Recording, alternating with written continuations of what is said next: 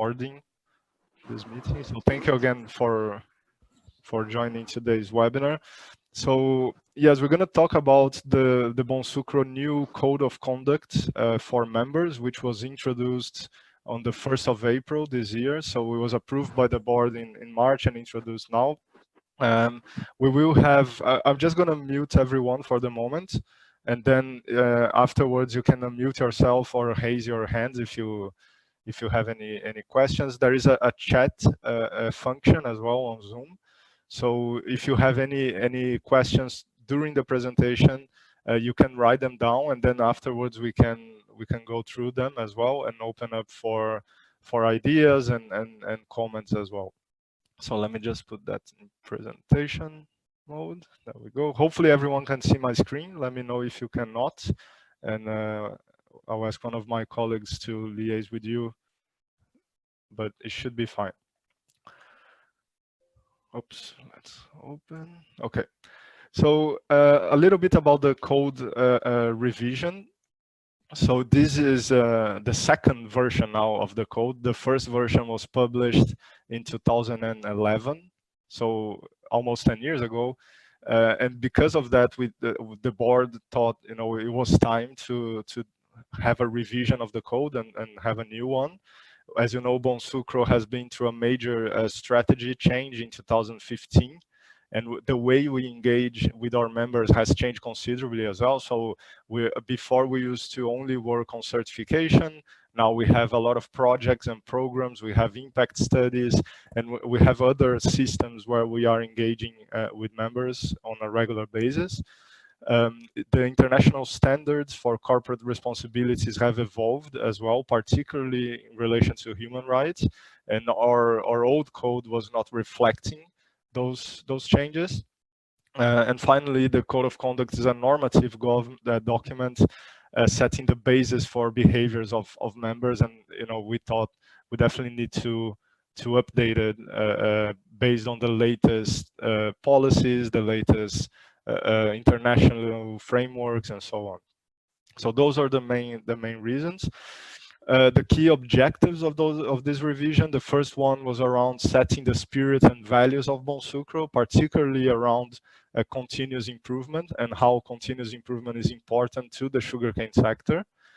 To improve commitments and accountability of members, so that's enabling members to set their own commitments and targets, but then also to be accountable to Bonsucro, to other members, and to the general public. Ensure compliance with relevant internationally agreed frameworks. We're going to talk about them in a minute. Increase transparency of Bonsucro itself, but also of the members' activities in their sugarcane related businesses, and then clarify expected behaviors of members. So why those changes were made, we covered a little bit already, but there are, I think, three main points that we thought, those are really the strongest points of this review. So the first one was around Bonsucro's risk management and due diligence. So now, as I'm going to show you later, we have a process that is way more robust for accepting new members. And this is very important from a risk management point of view and from a credibility point of view. So by introducing those measures, Bonsucro is protecting its reputation, but also protecting its own members, right? Because when you, as a member, join Bonsucro, you have that the goodwill and the credibility of the organization, and you want to maintain it. You wouldn't want to be part of an organization that has risks or issues, and because of that, our due diligence has to be quite strong. So I think that part around reputation and credibility is one of the key points of this revision. The second point was convergence with the United Nations Guiding Principles on Business and Human Rights and the OECD Guidelines for Multinational Enterprises. Those are two globally agreed frameworks around business responsibility, particularly in relation to human rights, but also there is one specific one from the OECD around responsible agricultural supply chains, which of course very applicable to sugarcane as well. So we decided, yes, let's use those two internationally agreed frameworks as basis for developing the new code.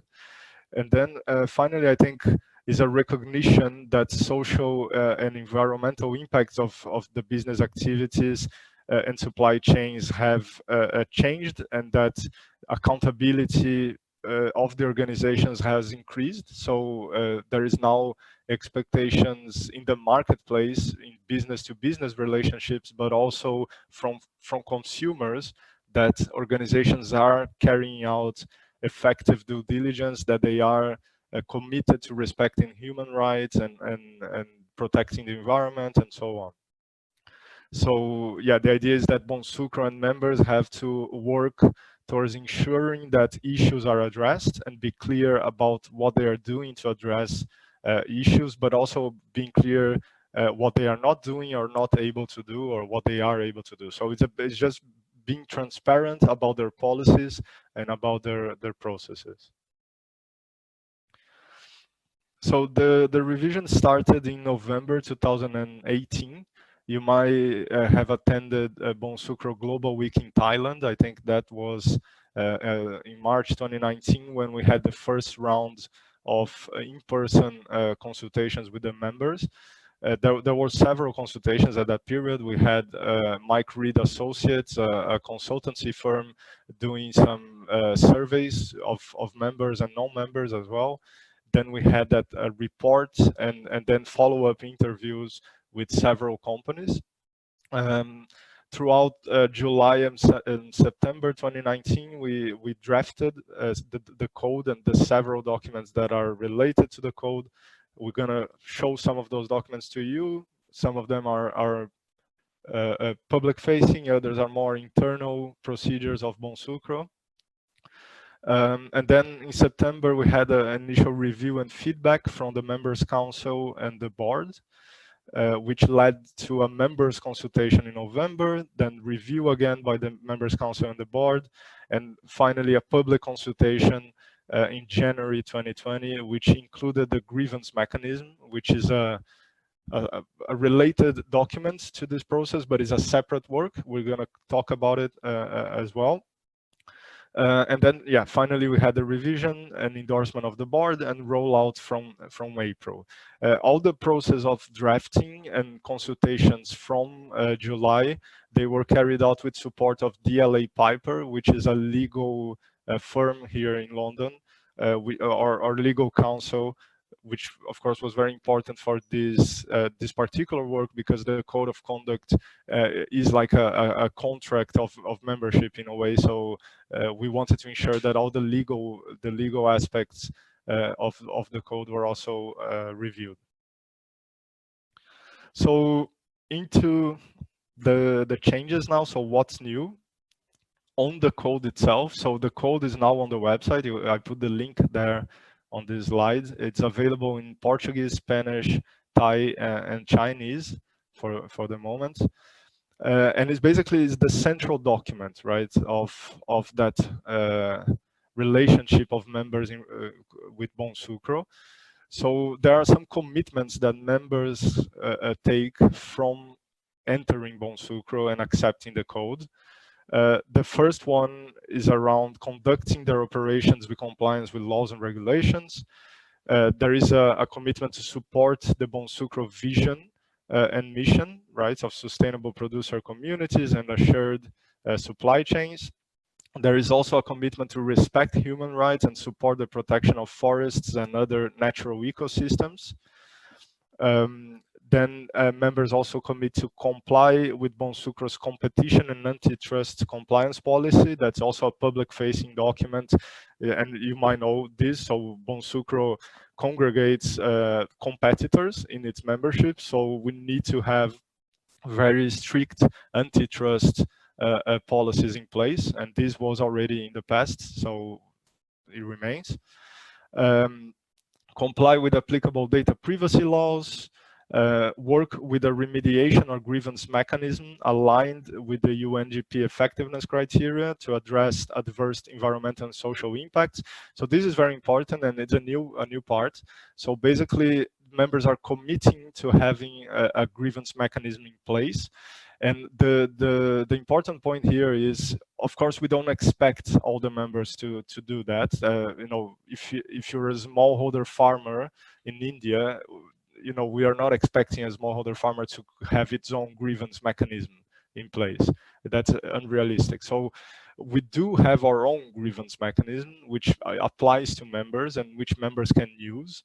So there are alternatives, and this is just a commitment from members that if there are issues in their supply chain, they will seek a way to address them. It could be through Bonsucro's grievance mechanism, it could be to the OECD grievance mechanism, or their own private one, as long as there is a commitment to address the issues. I think that's the important point. There's also a commitment to not make misleading or unsubstantiated claims about Bonsucro and comply with Bonsucro's claims and labeling rules. They, of course, have to agree to be bound by the terms of Bonsucro's grievance mechanism. And then two further points, more practical. The first one is report annually to Bonsucro on continuous improvement and how they are achieving their commitments. And then finally paying the membership fees, which are also one of the requirements for membership. So yeah, we're going to cover those a bit, some of those in more detail today. But if you have any questions about how any of those, what they mean in practice, or what are the expectations, please let us know. The second document associated to the code is what we call the Code Implementation Guidelines, and it's also available in Portuguese, Spanish, Thai, and Chinese. So basically, this document is slightly longer than the Code of Conduct, and it is a document that is further defining the terminology and the rules of the code. So to give you an example, the code will say something like, you know, the members are join Bonsucro selecting a membership class and pay their membership fees. When you go to the implementation guidelines, there will be a definition of each membership class and what are their levels, and then the direction on where you can find information about the fees, for example. So it gives more detail basically on what the code is setting. And it also gives examples and suggestions of what a commitment to continuous improvement can mean for different stakeholders, and provides guidance on how they can set commitments and how they can comply with the code. So it's not a compulsory document, it's not setting rules, it's just giving guidance and further information. But I think it's quite an important document, because you know, when we started drafting the code, we all agreed that a commitment to continuous improvement was very important. And even all the members actually agreed to that as well. I think we had something like 99% feedback that continuous improvement was a critical commitment in Bonsucro. But then when the question came, you know, what is continuous improvement? How do we define it? And then we looked into each stakeholder, like farmers or mills or end users or traders, and continuous improvement can mean very different things for those companies and individuals. So basically, this document is trying to translate into practical terms what continuous improvement can be. But it's not, as I said, it's not a requirement. You can have your own plan, which of continuous improvement, which can go beyond what's written in this document. It can be completely different, as long as you are clear about what you're trying to achieve and why and how you're going to do it. So it is just a guidance document. The third document is associated to the code, is called the Code Reporting Guidelines. This one is quite a short document, it's 1 page long, also available in Portuguese, Spanish, Thai, and Chinese. And basically, this one provides guidance on what members will be required to report to Bonsucro and the process for reporting. And in practice, what it does is introduces two new processes. One is called the Code of Conduct Self-Assessment, which I'm going to show you in a minute. It's part of the new application form on the website. And the second one is called the Continuous Improvement Report, which is the annual report that members have to submit to Bonsucro.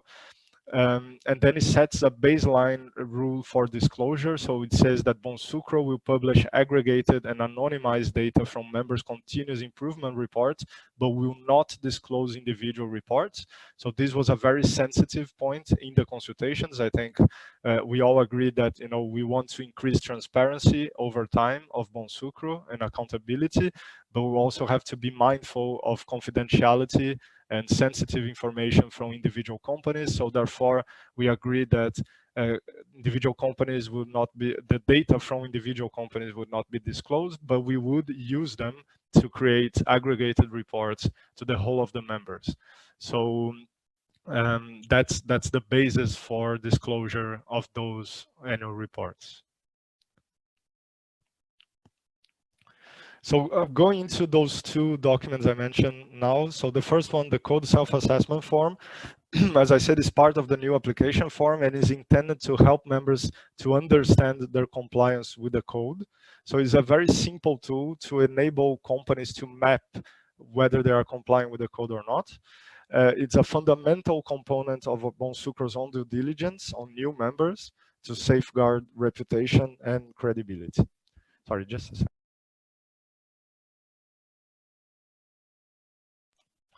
So the code self-assessment is due for current members on the 31st of March of 2021.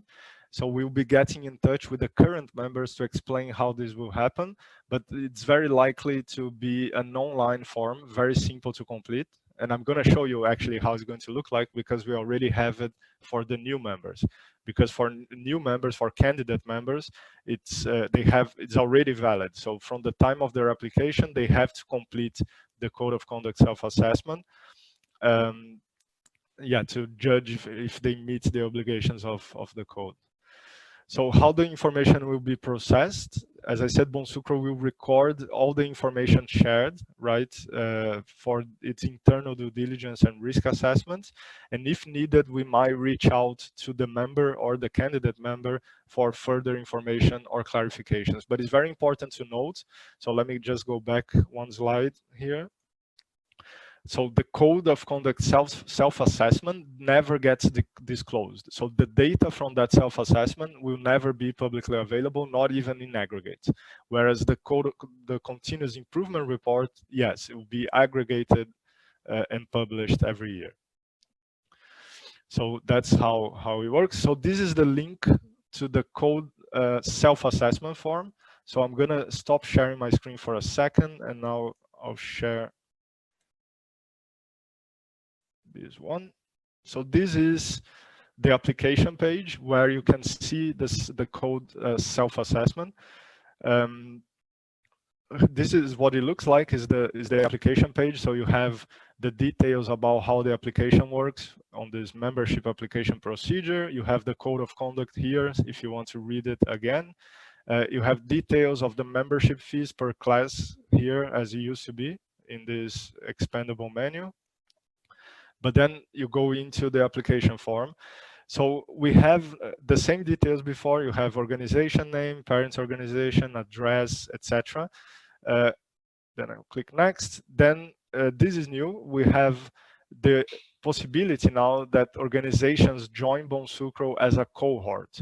This means that companies that are part of the same umbrella or part of the same organization owned by another company, for example, they can join under a single membership. So they pay one single membership fee, but they have this cohort. This means that these companies will be able to be certified, for example, and access products and services for Bonsucro. And basically here you list the name of the company, what activity they perform in the sugarcane sector, and their country, right? It's important to note that those companies that are listed here, they have to comply with the code as well. If any individual company here does not comply with the code, it affects the whole cohort of members. So that's quite important to bear in mind. And yeah, some companies, it's just optional. So some companies will join, independently, and have them their other companies joining separately. It depends on the group, it depends on their circumstances, but just that now that this is a possibility. So companies can join like this. Also, another note, everything here gets saved, so I can go back and forward, and I can close and come back to it anytime I want. So if I don't know the answer to any of the questions in this form, I can, go back to it later. So the other part is membership categories. So this is where I select the category of the main applicant. So let's say here, end user, it gives me the definition. Let's say I'm a farmer, so it gives me here the definition. Then I select the subcategory, which is based on my size, and you can find this again here. So let's say I'm a farmer there, and I have 1,000 or 100 hectares, so I'm a farmer C, for example. So I'll go here, I'll say farmer C, I'll indicate my hectares and describe my company. Then this is the really important part in relation to the code. So the questions on legal compliance.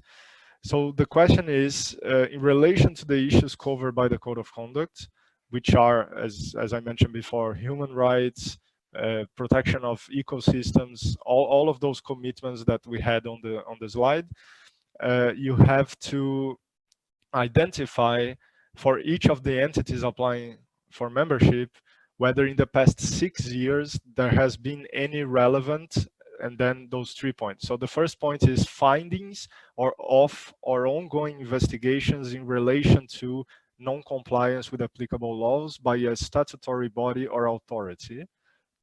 Then adverse findings by a court or a judicial body. And finally, complaints to a non-judicial grievance process, including state-based mechanisms, international accountability mechanisms, state-based non-judicial mechanisms such as the OECD national contact points or private grievance mechanism. So if there is any issue, so let's say there was a negative adverse finding by a court in one country about my company's labor rights, then I click there. I'll have to provide a description of what the issue was, what the finding was, what happened, and any files. I can upload up to 10 megas of court decisions or legal documents, whatever is needed. Important, I mean, we don't, as Bonsucro, again, we're not trying to obtain records of all the legal cases of a company. That's really not the aim here. In some countries that are more litigious, companies do have many court cases. And I know about Brazil, I'm Brazilian, so companies in Brazil have many labor-related cases. It's quite common if someone leaves a company to enter a claim against that company. It's very popular in Brazil. And we don't need to know those cases. The cases that we are worried about in this process are cases that could be potentially damaging or a risk to Bonsucro. And can represent a reputational risks. It is up to the company, the member company, to define that risk. And I'm sure the legal teams in our big members, which are really the ones that this is focusing on, they are aware of those risks and they are used to process like this. So this is how it works for the moment. The companies will select if they have any issues and describe.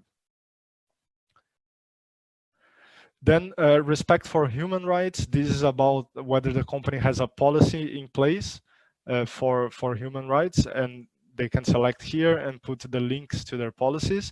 If they say no, that's not a problem necessarily. Okay, so we're not saying you have to have a policy, but it's something that, depending on the company, their context, the risk assessment that Bonsucro does, we might ask this company to develop one if they don't have it.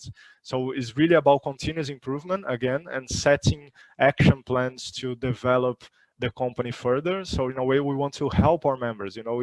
If you are, for example, a mill and you don't have a human rights policy, we are not going to create a barrier to entry because you don't have one, but we might want to work closely to you so that you develop one, because it is something important and an important part of due diligence in sugarcane.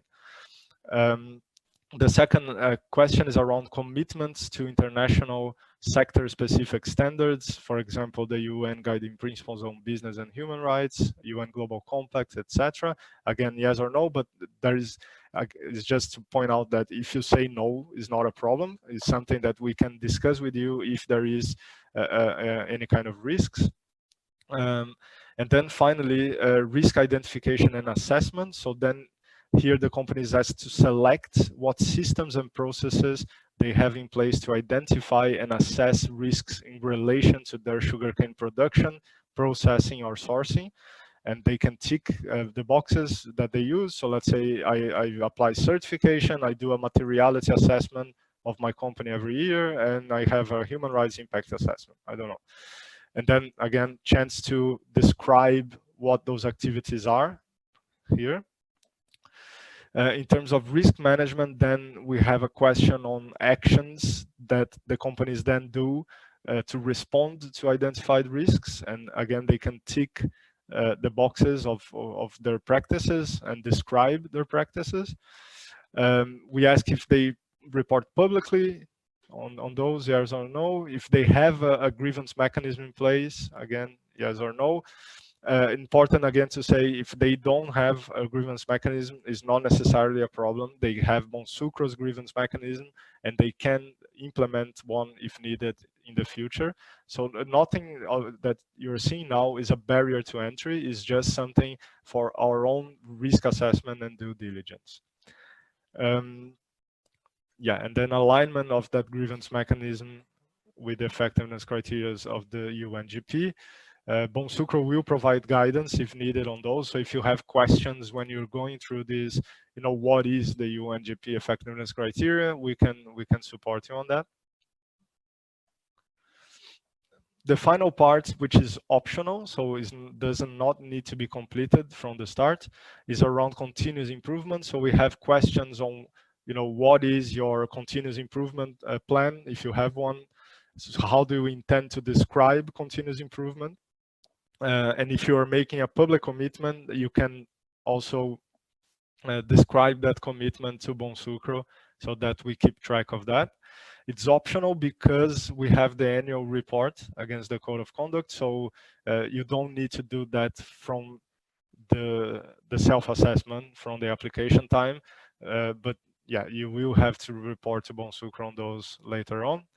And then finally, communications and agreement. This is just signing up to the several required documents, including the code of conduct, and confirming that you have authority to apply to Bonsucro and agree to receive communications. So that's the form.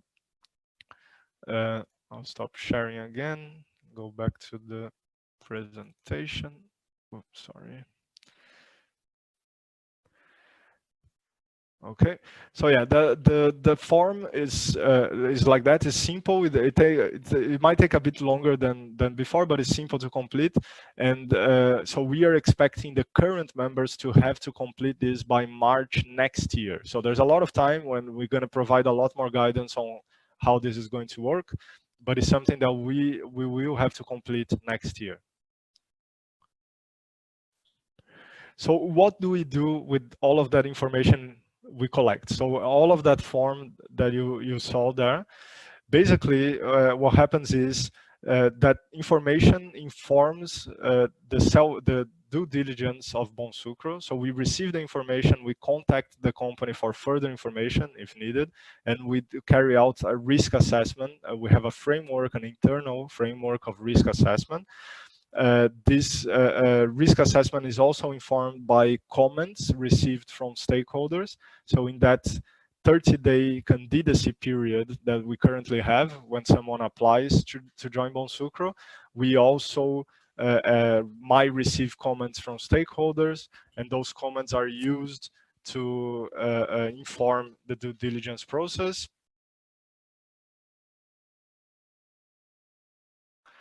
If the company is set as a low risk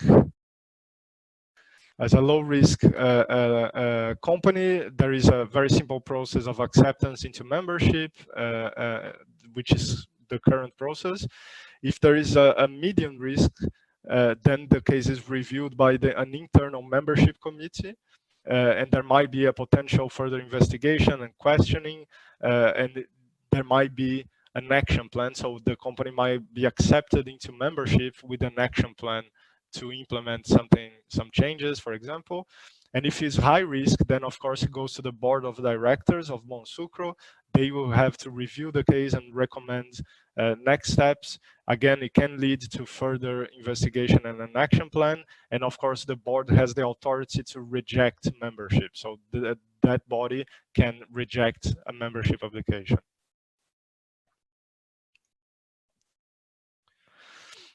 So as I mentioned before, there is a requirement around grievance mechanism, and we thought it was important just to let you know what the changes are in this.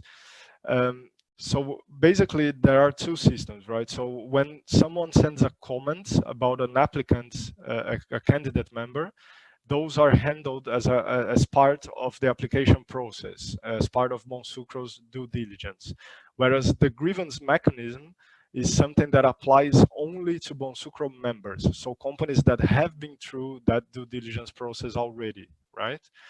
As soon as Bonsucro approves a membership, any party can decide to submit a complaint against that new member via this grievance mechanism, and the complaint can be a reiteration of a comment that was received during the application process. So if a stakeholder sends a comment to Bonsucro against an applicant company, and that company gets accepted, that same stakeholder can then initiate a formal complaint under the grievance mechanism. So that's how the system works. The grievance mechanism will be managed to Bonsucro by the Center for Effective Dispute Resolution. It's called CEDAR.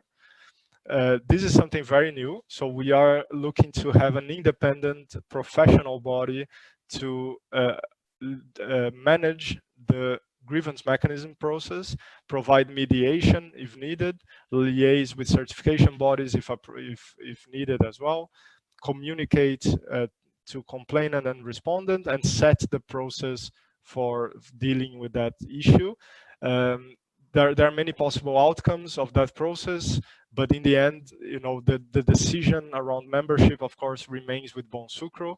So CEDAR might come to recommendations that they send to Bonsucro, but the decision on membership is always with the Bonsucro board of directors. But this is it's a very interesting process for us. It's something new and something that we think will definitely help the sector for when there are issues in sugarcane. The new grievance mechanism will be published in May 2020, but there was already several rounds of consultation. So I think many of you might have seen the draft documents already. There is a news post on the website where you can see the drafts, the drafts that were put to consultation as well.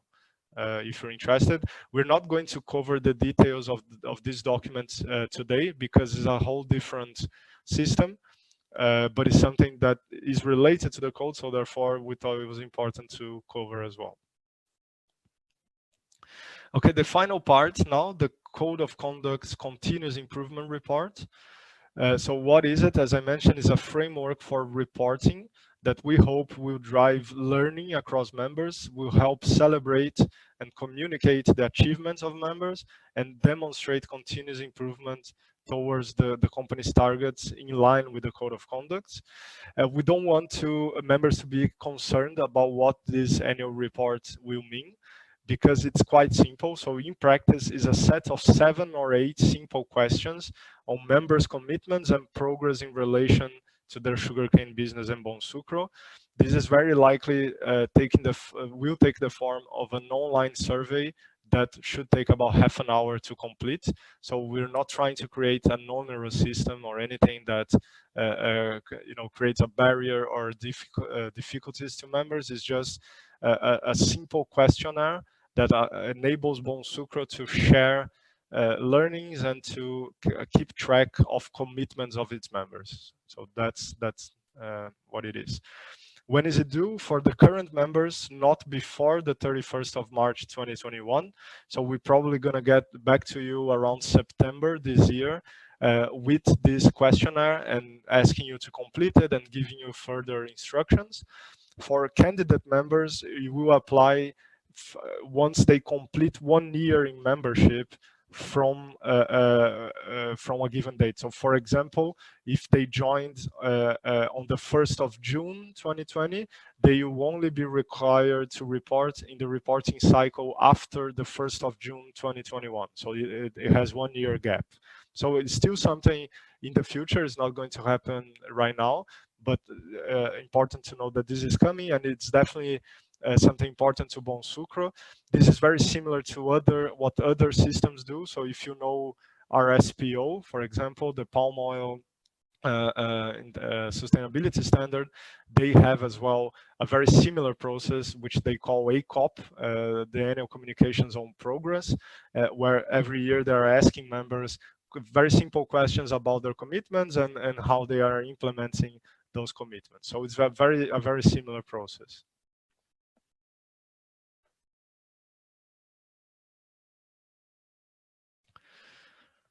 Okay, so in terms of next steps, we're having those webinars today and tomorrow. So we have this one now, one in English this afternoon, and then webinars in Portuguese and Spanish tomorrow.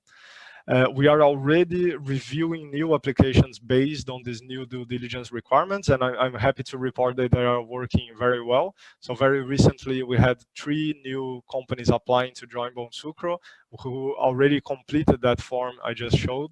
Yes, well, I mean, those are the first ones, so we are learning and we're liaising with them to support them, but it was quite simple, actually, and everything seems to be working fine. We received the documents we needed. They completed the form as we expected, and everything is going well. We have the publication of the grievance mechanism in May, as I mentioned.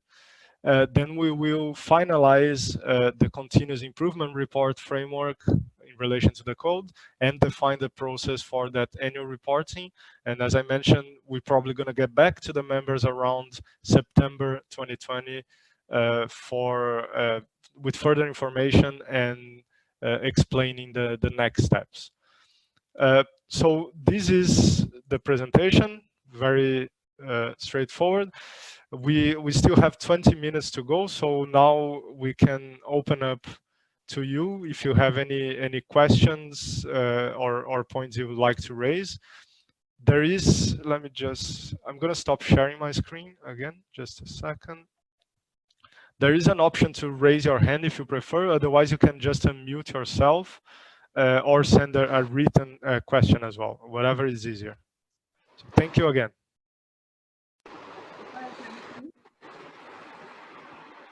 Rafael, can you hear me? Hi, Ritu. Yes, I can. Yes. Okay, so I just a couple of points that I would like to raise. I mean, you did mention that. Sorry, Ritu, you're a bit distant. Your voice. Let me just. So is it better now? Can you speak again? Sorry. I said, is it better now? Yes, now it's better. Sorry. So my question was that, when we talk of this 30-day public consultation period, and where can one see the new applicants? Is it posted on our website, or if there is a question from any of the other stakeholders, where we can see that? Yeah, so this is on the membership page here. We have this tab called Our Members, right? So can you see my screen? Sorry, I think. Yes, we can. Yeah, okay. So this is where we have the whole list of members. It's here. If I go to this tab and select candidate members, I can see the current companies that are applying to membership, right? And if I click in any of those companies, it opens me a comment box where I can put my name, my email, and send a feedback about that company. So basically, for those companies that are candidate members, if a comment is received, so if someone goes into that company and writes down something about that company, that comment goes to Bonsucro and it informs the due diligence process that we have on that company.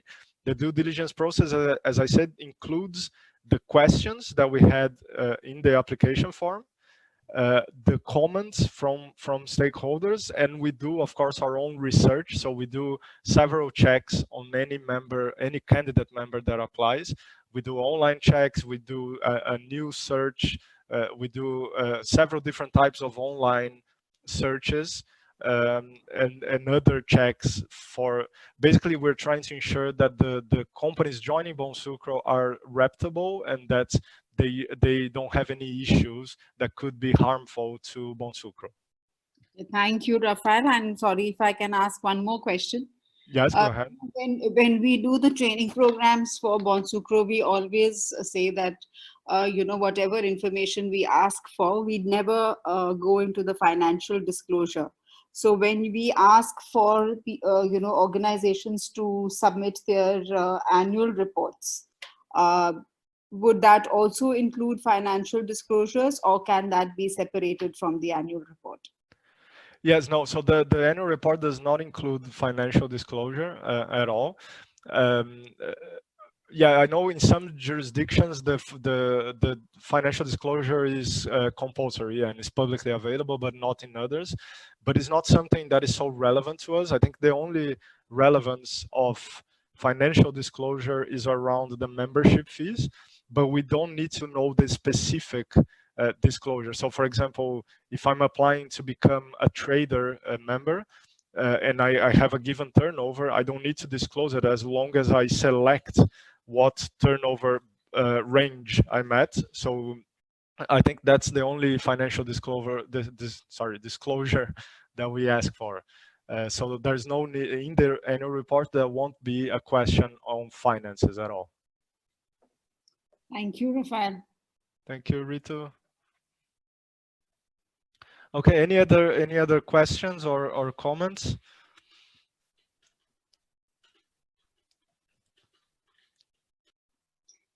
Okay, then I can ask one more. Yes, go ahead. I shouldn't be the only one asking, but yeah, I really would like to ask one question, and that is regarding to the grievance mechanism.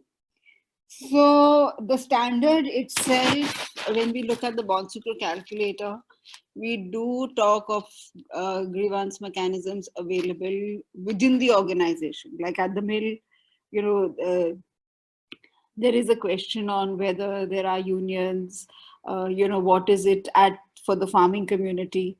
So how is this different from what we are asking people to submit here? I mean, it's not different. I think it's let's say a reaffirmation. So basically, we know that certified farms and mills, they comply with the grievance mechanism requirement because that's a requirement of the standard, definitely. So that's completely aligned. I think basically we are, let's say, strengthening a bit further because the code applies to non-certified farms and mills as well. So it goes a bit beyond the certification. Of course, the certified mills and farms are the example, and they do have the grievance mechanism in place already. But we want to ensure that the non-certified mills and farms also have it and are also complying with very basic, human rights and environmental requirements. So in a way, it's about the membership, and it's almost like we imported the requirement from the standard in a way, but now we are applying it to the whole of the membership and not just the certified mills and farms. So it is absolutely the same. Yes, you're right. All right. And as far as the legal compliances are concerned, now, for example, in a country like India, I mean, I can only speak of this example. There would be a series of documents that would come under the legal compliances, whether it is to do with land or with use of water or the pollution clearances. I mean, there is a whole lot of documents. So do we expect our members to sort of upload all the documents, or are there any relevant criteria that would be essential for the first, I mean, just for filling in the form? Yeah, I mean, as I said, I think we are not trying to overwhelm anyone. I think the main point of the questions related to legal compliance, as I said before, is about identifying risks that could be damaging to Bonsucro. I think that's the main point.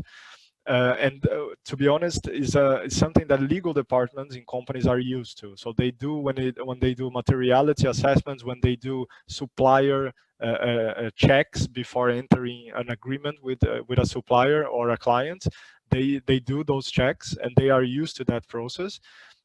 So it shouldn't be anything new for most of the members. I think, yeah, what we're trying to achieve is we want to identify risks or issues that could be a problem to Bonsucro. And we leave the company to define what those risks might be. And we of course, will use their judgment, and we keep record of what they send us.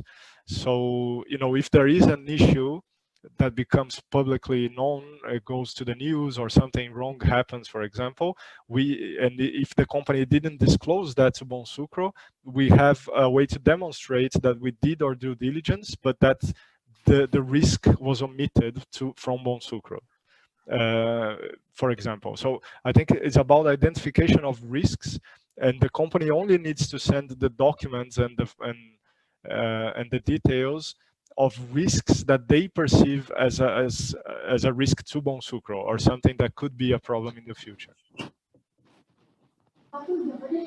May I respond to Ritu's question? Hi, Raja. Yes, go ahead. Ritu, in our case, we are purchasing sugarcane from the farmers through a government body, which is a union of the government, which is called as Cooperative Cane Development Union Limited. So in that case, all the documents are submitted by a particular farmer who wants to sell sugarcane to the sugar mill, to the government body. And any farmer who is having land in his own name is supposed to supply cane to the sugar factories. So in that case, I think in our case, this won't be applicable to upload all the legal documents in Land Act particularly.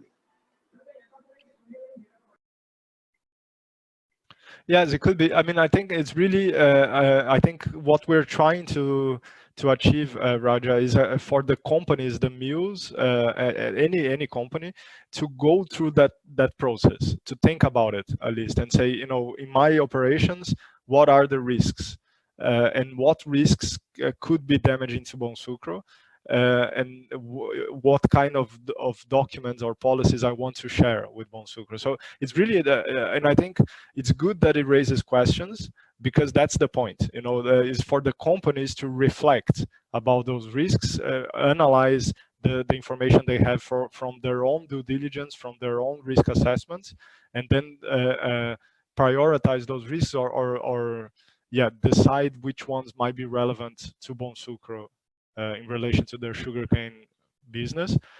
So it's good that it raises a few questions, because that's the point. It's a reflection. Before you join Bonsucro, you think about the risks in your sugarcane related operations. I agree with you. And I think as we go through the application format, we'll understand more about it. I think all the things are clear now. Yes, definitely. Okay, any other questions or comments? Anthony, as the vice chair of the members council, would you like to say anything? Not to put you on the spot.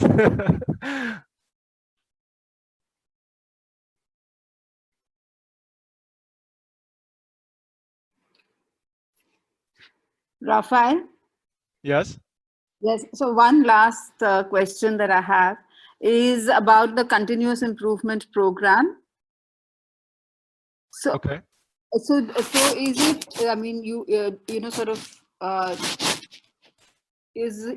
mean, do you put it in a year after the completion, or before you start the program, or how is it? I mean, what do we at Bonsucro expect to see there? Yeah, so as I mentioned, this will be a very simple questionnaire, 7-8 questions, and the expectation is, you know, the members will define what is continuous improvement to them. So again, is a reflection first. What is continuous improvement to my company? I will define what that means and what do I need to do.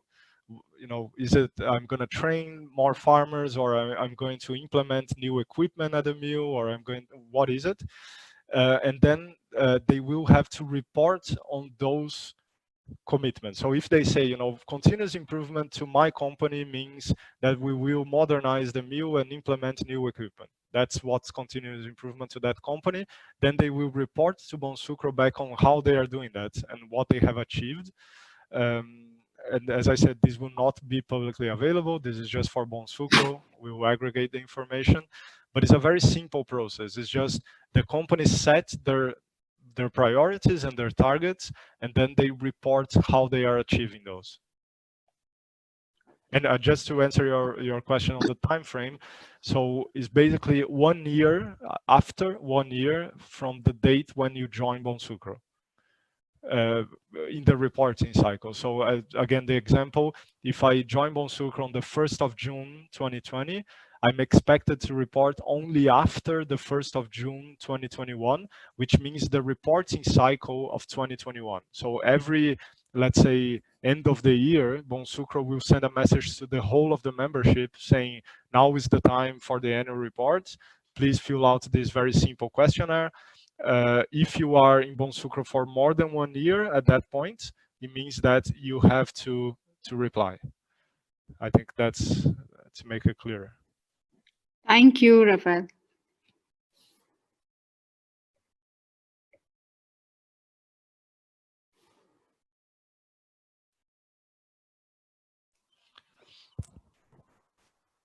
All right. Any other questions or comments?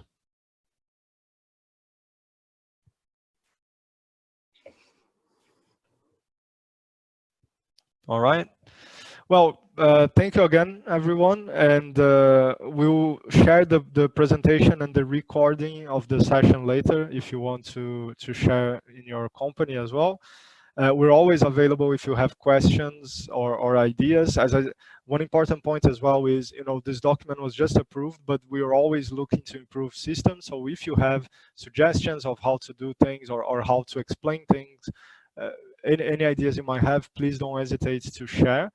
And yeah, we're really looking forward to the implementation, and we'll be getting in touch towards the end of the year with further details. Sorry, I just see a raised hand from Ali Saidi. Sorry, Ali, would you like to ask a question as well?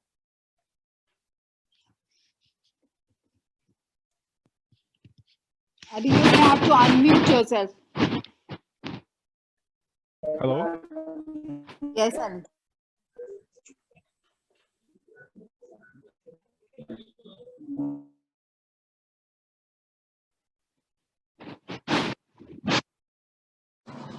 Ali, you are not audible.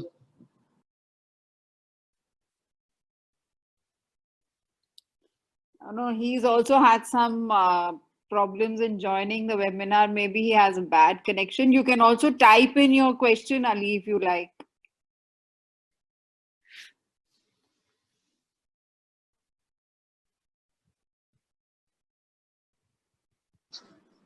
It might be a bad connection, I understand. Yeah, I think it might be something technical. Well, Ali, if you have any specific questions and you cannot ask right now or type, yeah, we can follow up with you via email as well. Wouldn't be a problem. Yeah. Yeah, we'll communicate. Don't worry. All right, perfect.